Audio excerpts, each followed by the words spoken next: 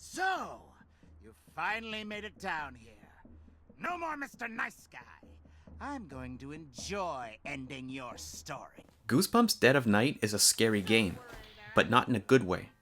The most terrifying thing of all is that a game in this state was not only released, but that they're charging $40 for it. Before I go any further, I feel this review needs to be prefaced. This is a family-friendly game, something you'd put on for your kids and play with them or just watch them play. It's also Goosebumps, so really it would be ridiculous to expect a true horror experience like Outlast or Amnesia. I went into this game with the mindset that I'd be playing a lighthearted pseudo-horror game. But what I got instead, and what you'd get for $40, is a game that feels so unpolished, so unfinished, that it's just plain insulting. And then again, alarm bells did start ringing when I saw that the game's tile doesn't even have a title. It's just the placeholder text that's meant to be replaced by the publisher. Here's the gist of Dead of Night.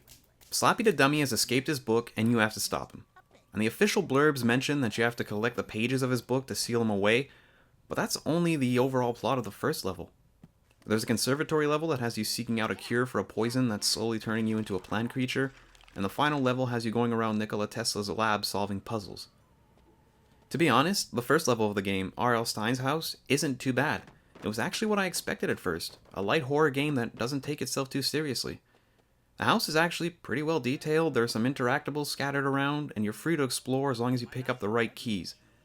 The problem is, you're done with the level in about 15 to 20 minutes. Things start to get bad at the second level. The conservatory feels like cosmic forces just wanted to cram a lot of detail into the level, but all that ends up doing is tanking the game's frame rate very regularly when you try to scan the room. And the whole level feels like you're on rails.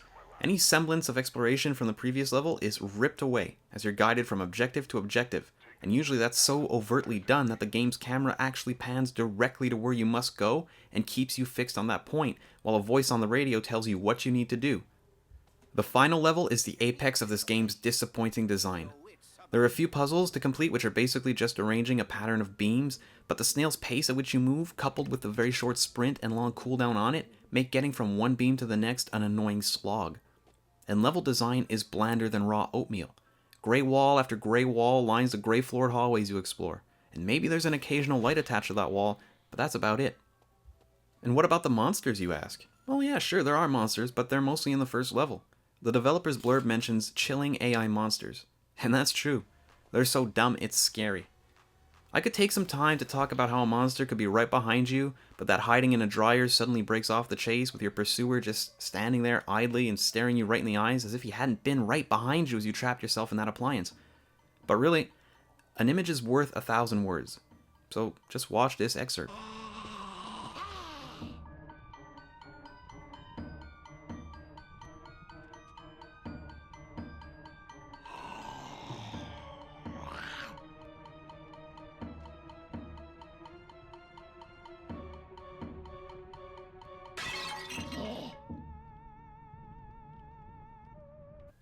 The more I think about it, the more it feels like the developer put a lot more time and effort into the game's first level, finished it, then realized that 20 minutes of gameplay can't be sold for $40.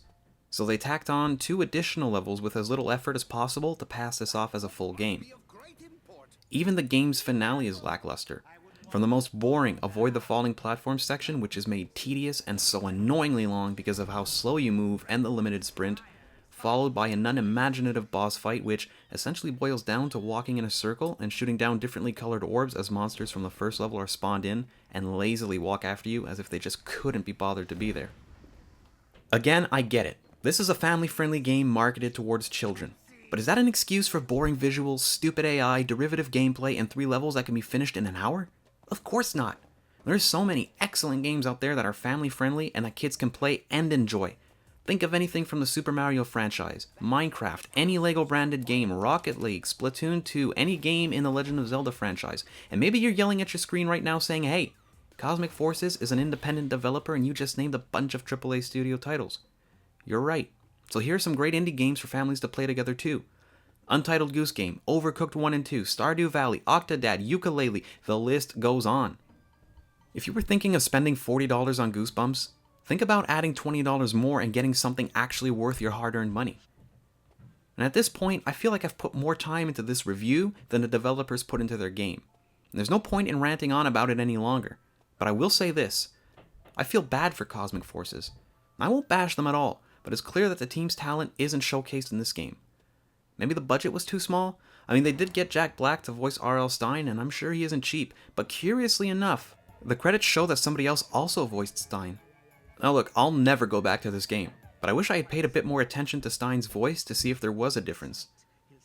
Overall, even for a kid's game, Goosebumps Dead of Night is bad, like scary bad. And just like the monsters in its first level, it should be avoided at all costs.